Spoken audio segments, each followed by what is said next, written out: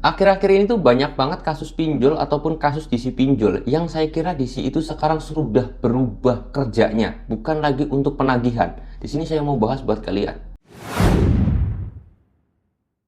Assalamualaikum warahmatullahi wabarakatuh teman-teman semuanya. Pada kesempatan video kali ini saya ingin membahas yang namanya DC pinjol, yang mana akhir-akhir ini tuh banyak sekali kasus-kasus yang terjadi yang disebabkan oleh DC pinjol itu sendiri, dan banyak sekali juga pengaduan-pengaduan terhadap DC pinjol, baik itu ke OJK, ke pemerintahan, ke API, dan yang lain sebagainya. Dan saya sendiri bisa mengambil kesimpulan bahwa kok seperti ini ya DC pinjol itu. Sekarang dulu DC pinjol itu difungsikan untuk melakukan penagihan kepada nasabahnya, mengingatkan, dan yang lain sebagainya. Tetapi sekarang DC pinjol itu bukan lagi jadi penagihan, tetapi jadi bahan premanisme online yang terjadi di Indonesia. Kenapa? Dengan seenaknya dia menjatuhkan seseorang, menakut-nakuti seseorang, merendahkan seseorang, mengintimidasi seseorang dengan cara-cara kasar, dengan berbicara yang senonoh, dengan sesuatu hal yang tidak etis.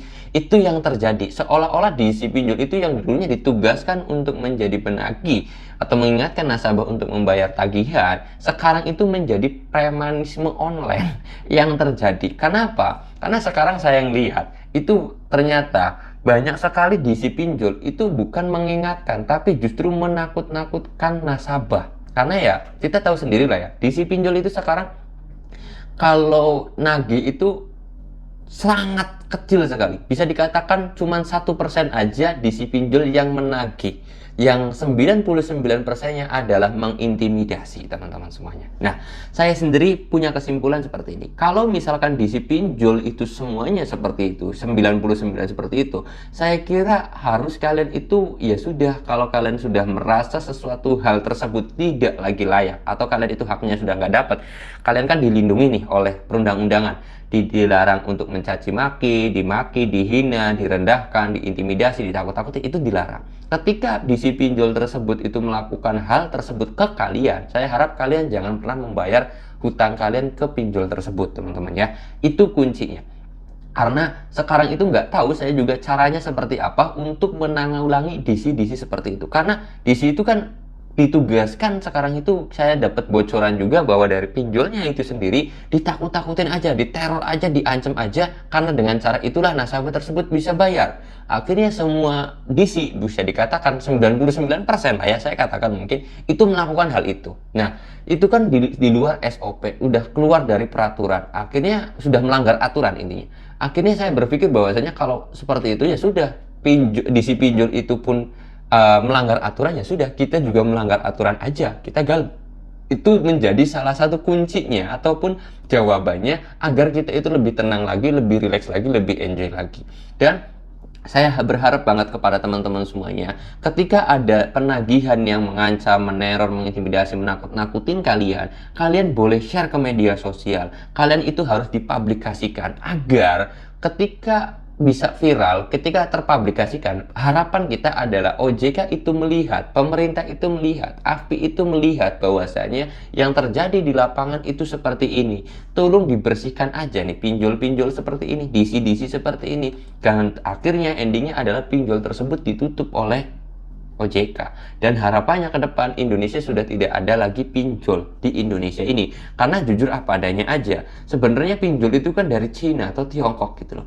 Di sana, di negara asalnya itu mereka sendiri ya nggak ada, diberantas gitu loh. Tetapi melihat peluang di Indonesia yang masyarakatnya itu bisa ditakut-takutin, bisa diancam, bisa diteror, bisa diintimidasi, bisa dimanfaatkan, mereka datang ke sini. Di negara asalnya Cina sana dia sendiri nggak laku, karena nggak laku dia itu datang ke Indonesia yang laku gitu loh. Dan ini bukan yang memperbaiki ekonomi masyarakat, tetapi malah menjatuhkan ekonomi masyarakat.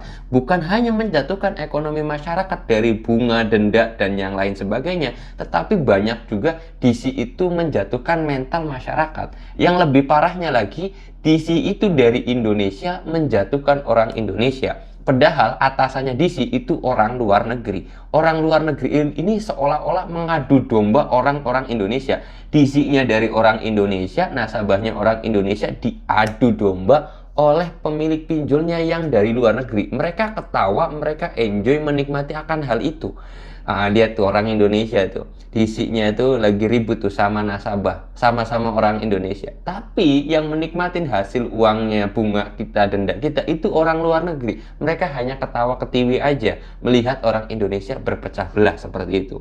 Saya harap juga video ini sampai kepada DC, dan saya harap juga video ini bisa tersebarluaskan. Pesan saya kepada teman-teman semuanya untuk para nasabah, ketika ada DC yang melakukan penagihan tidak sesuai aturan, kalian harus banget yang namanya dipublikasikan, diposting ke media sosial kalian, agar harapan kita bisa viral dan bisa dilirik oleh OJK, agar OJK tersebut endingnya menutup pinjol tersebut.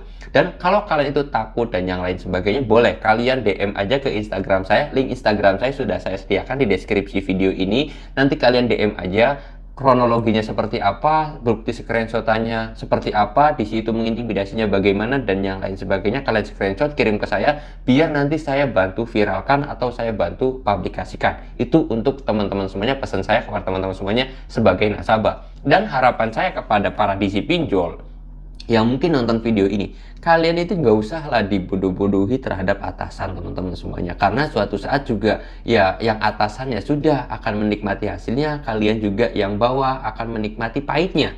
Yang atasan nikmatin manisnya, kalian itu menikmatin pahitnya gitu loh.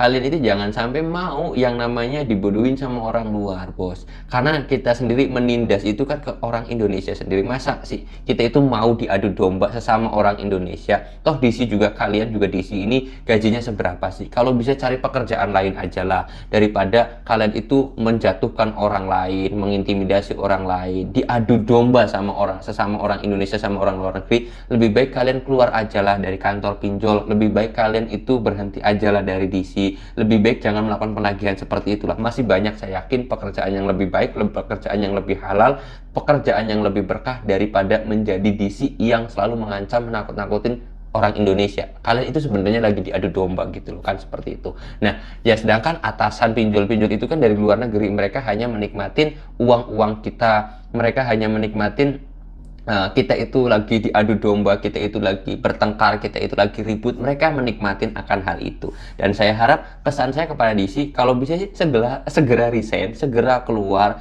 Kalian buat video YouTube, kalian bisa menjadi content creator, bisa mengedukasi juga. Itu menjadi sebuah penghasilan juga. Jadi content creator buat para DC-DC ini kan mungkin itu jauh lebih layak. Kalian pernah kerja di kantor pinjol, kalian bongkar tuh semua bobroknya pinjol itu seperti apa. Itu harapan saya, agar DC itu ya sudah keluar dari DC, dari kantor pinjol itu nggak punya DC, nasabah yang galbay semakin enak, semakin enjoy, itu akan jauh lebih baik. Akhirnya pinjol tersebut bangkrut atau ditutup oleh OJK.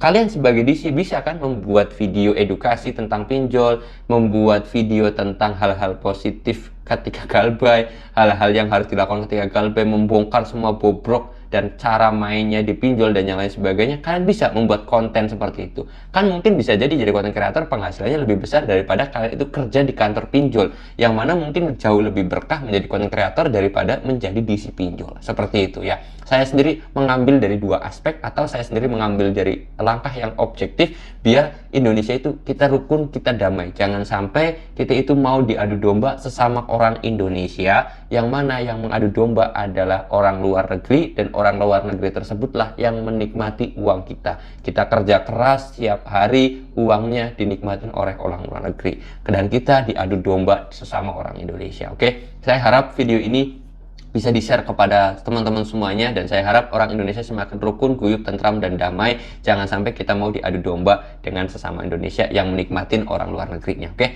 mudah-mudahan video ini bermanfaat. Kalau kalian suka dengan video ini, silahkan di like. Kalau nggak suka, boleh di dislike aja, nggak jadi masalah. Dan kalau kalian tuh merasa video ini bisa bermanfaat untuk banyak orang, silahkan di-share ya teman-teman semuanya. Saya mau tutup dulu video ini dengan kata Assalamualaikum warahmatullahi wabarakatuh.